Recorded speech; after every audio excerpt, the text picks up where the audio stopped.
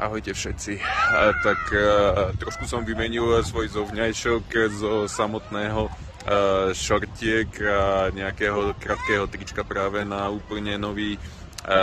zovňajšok, a to sú dlhé nohavice a dlhá mikina, pretože prišiel som pár dní oddychnúci na svoju dovolenku práve do Mexico City, s tým, že odtiaľ potom pôjdeme sa ešte pozrieť nasledujúce dní do Guanajuato, to je vlastne ďalšie mexické mesto, to vám potom ho predstavím, s tým, že veľa z vás sa vlastne ma pýtate, že aký je vlastne život v samotnom Mexico City, tak je hodne ako také kozmopolitné, keď to tak nazvem, pretože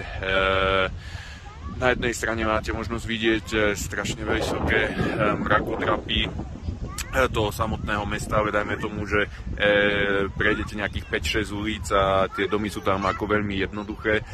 Zase prejdete ďalšie 3 nejaké ulice a zase tam nájdete nejaký krásny monument a tak. S tým, že toto mesto, toto miesto, kde sa vlastne nachádzame, tak je jeden park, ktorý sa volá Mexicana. Myslím, že bol postavený asi len pár rokov dozadu, asi nejakých 10. No a ľudia, ktorí vlastne pracujú v tých